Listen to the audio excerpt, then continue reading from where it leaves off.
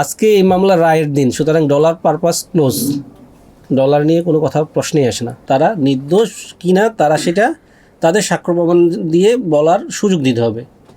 এখন যেহেতু কোনো আইনজীবী নিযুক্ত হয়নি এবং আমাদের দেশের সরকারও এই ধরনের একটি নির্মম হত্যাকাণ্ডের বিচার দ্রুত সময়ের মধ্যে নিষ্পত্তি করার সিদ্ধান্ত গ্রহণ করেছে, সেহেতু সরকারের উপরে সাংবিধানিকভাবে একটা দায়িত্ব পড়ে এই আসামিদেরকে একজন আইনজীবী প্রদান করা। আসামিরা যেন তাদের পক্ষে কোনো বক্তব্য থাকলে এবং তাদের বিরুদ্ধে সরকার যে সাক্ষী উপস্থাপন করবে সে সাক্ষীদেরকে যেন জেরা করতে পারে।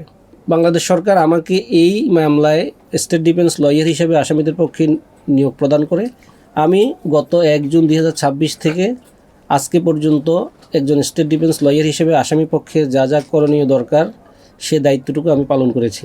যেহেতু এই আসামি মাননীয় মেট্রোপলিটন ম্যাজিস্ট্রেট আদালত ফৌজদারি কার্যবিধির 164 ধারায় নিজে অপরাধী হিসেবে স্বীকারোক্তিমূলক জবানবন্দি প্রদান করেছে। এই বিচারিক আদালতে মাননীয় ট্রাইব্যুনালেও সে ফৌজদারি কার্যবিধি 342 ধারার পরীক্ষায় আত্মপক্ষ সমর্থনমূলক বক্তব্য প্রদান দেওয়ার সময় সে বলেছে সে অপরাধী, সে আদালতের কাছে ক্ষমা চায় এবং সে কোনো ছাপাই সাক্ষী অর্থাৎ সে নির্দোষ প্রমাণ করার জন্য কোনো ধরনের ছাপাই সাক্ষী বিজ্ঞ আদালতে উপস্থাপন করবে বলে জানায়নি।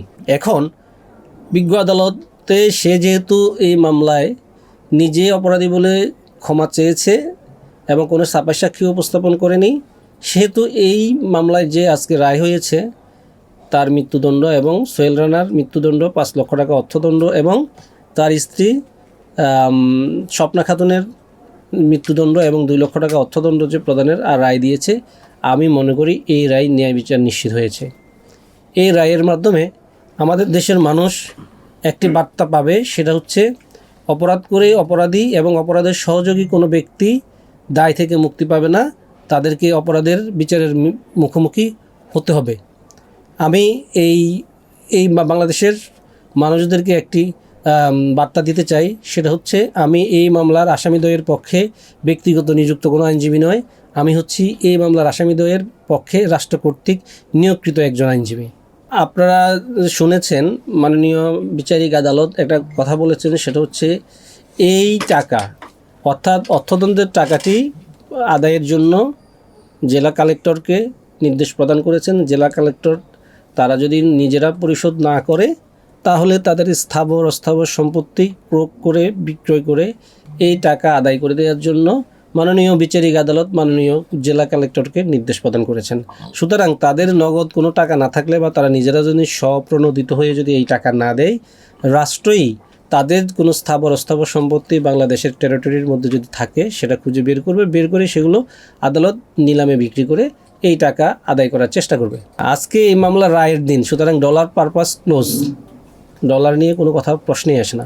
দেখেন এখানে বিষয় হচ্ছে আমাকে এই মামলায় আজকের পর্যন্ত অর্থাৎ আজকের দিন পর্যন্ত দায়িত্ব প্রদান করেছে।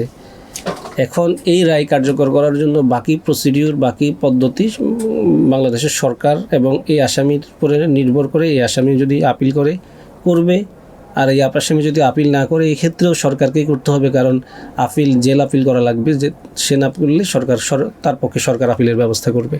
এই মৃত্যুদণ্ড অনুমোদনের জন্য অবশ্যই আমাদের ফৌজদারি আইনে বলা আছে মৃত্যুদণ্ডটা হাইকোর্টের অনুমোদন নিতে হবে। এটি অতি দ্রুত সময়ের মধ্যে হাইকোর্টের অনুমোদনের জন্য পাঠানো হবে। হাইকোর্ট এরপরে ডেথ রেফারেন্স শুনানি হবে, আপিল হবে, তখন শুনানি অন্তে দ্রুত রায় কার্যকর হবে।